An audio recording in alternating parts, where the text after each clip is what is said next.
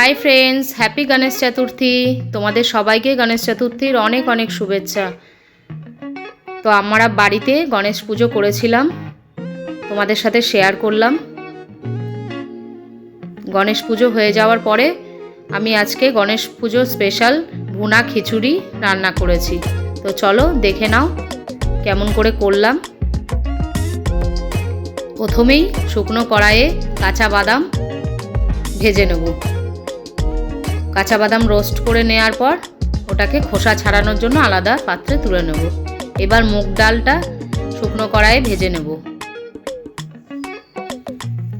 বাদামটা তুলে রেখেছি, এবার মুগ ডালটাও তুলে রাখলাম। এবার সাদা তেল দিলাম কড়াইয়ে, দিয়ে একে একে দিয়ে দেবো নারকেল কুচি করা ছিল, ওর মধ্যে হলুদ নুন দিয়ে ফ্রাই করে নেব নারকেলটা।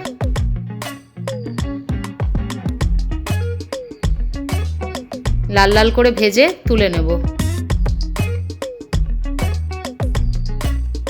এবার বাদামটাও ফ্রাই করে নেব, নিয়ে বাদামটাও তুলে নেব। এবার জিরে আর জিরের গুঁড়ো, হলুদ, নুন দিয়ে একটা পেস্ট করেছি লঙ্কার গুঁড়ো দিয়ে।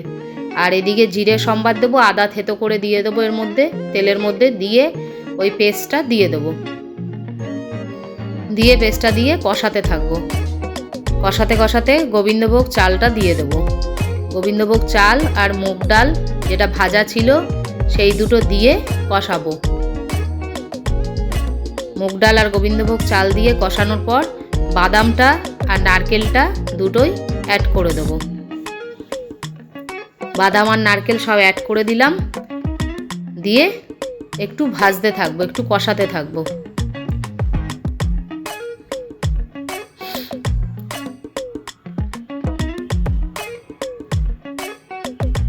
এবার একটু চিনি অ্যাড করে দেবো,